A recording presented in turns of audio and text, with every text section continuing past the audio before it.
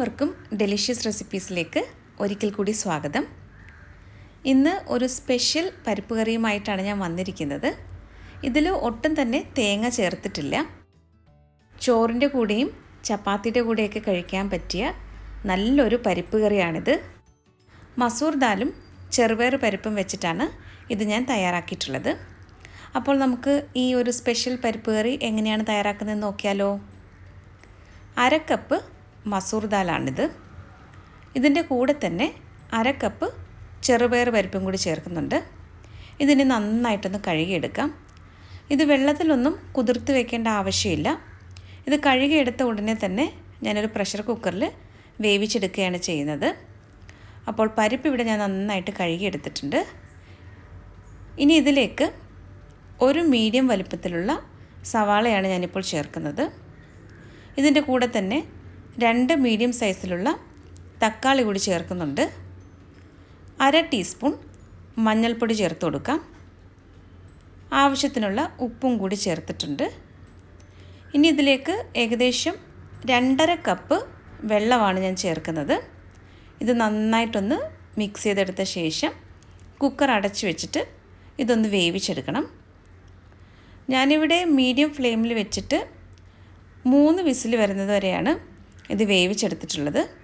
അപ്പോൾ ഇത് വേവുന്ന സമയം കൊണ്ട് നമുക്ക് പച്ചമുളകും വെളുത്തുള്ളി ഒന്ന് ചതച്ചെടുക്കാനുണ്ട്. അപ്പോൾ ഒരു മിക്സിയുടെ ചെറിയ ജാറിലേക്ക് 6 വെളുത്തുള്ളിയും 3 പച്ചമുളകുമാണ് ഞാൻ ചേർക്കുന്നത്. ഇതിൽ ഒട്ടും തന്നെ വെള്ളം ചേർക്കാതെ ഒന്ന് നന്നായിട്ടൊന്ന് ചതച്ചെടുക്കാം. ഇപ്പോൾ നമ്മുടെ പരിപ്പ് ഇവിടെ വെന്ത് വന്നിട്ടുണ്ട്. ഇത് നന്നായിട്ട് പാകത്തിന് വെന്ത് വന്നിട്ടുണ്ട്. അപ്പോൾ ഇനി ഇത് നമുക്ക് ഫ്ലെയിം ഓൺ ചെയ്തിട്ട് ഒന്ന് തിളപ്പിച്ചെടുക്കണം. അപ്പോൾ ഇത് നല്ല കട്ടിയായിട്ടാണ് ഇരിക്കുന്നത്. ഞാനിതിലേക്ക് 1 കപ്പ് ചൂടുവെള്ളമാണ് ചേർത്തത്. ഇനി ഇത് നല്ലതുപോലെ ഒന്ന് തിളപ്പിച്ചെടുക്കാം. അപ്പോൾ നിങ്ങൾക്ക് കുറച്ച് ലൂസായിട്ടുള്ള ഒരു പരിപ്പ് കറിയാണ് വേണ്ടതെന്നുണ്ടെങ്കിൽ കുറച്ച് കൂടുതൽ ചൂടുവെള്ളം ചേർത്താൽ മതിയാകും. അപ്പോൾ നമ്മുടെ പരിപ്പ് കറിയൊക്കെ നന്നായിട്ട് തിളച്ച് വന്നിട്ടുണ്ട്. കുറച്ച് മല്ലിയിലയും കൂടി ചേർത്തിട്ട് ഒന്ന് മിക്സ് ചെയ്തെടുത്ത ശേഷം നമുക്കിത് ഫ്ലെയിം ഓഫ് ചെയ്ത് വയ്ക്കാം. ഇനി ഇതിലേക്ക് കടുക് താളിച്ച് ചേർക്കാനുണ്ട്.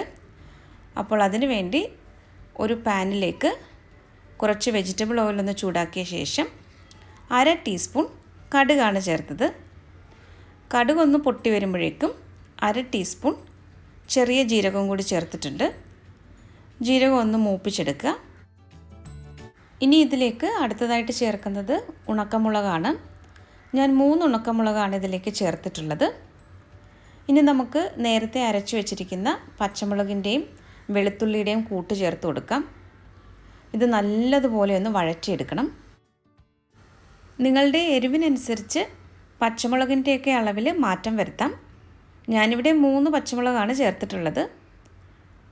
ഇതിപ്പോൾ നന്നായിട്ടൊന്ന് മൂത്ത് വന്നിട്ടുണ്ട്. നമുക്കിനി ഇത് തയ്യാറാക്കി വെച്ചിരിക്കുന്ന പരിപ്പ് കറിയിലേക്ക് ചേർത്ത് കൊടുക്കാം. ഈ താളിച്ച് ചേർത്ത് കഴിഞ്ഞാൽ ഉടനെ തന്നെ നമുക്കിതൊന്ന് അടച്ചു വയ്ക്കണം.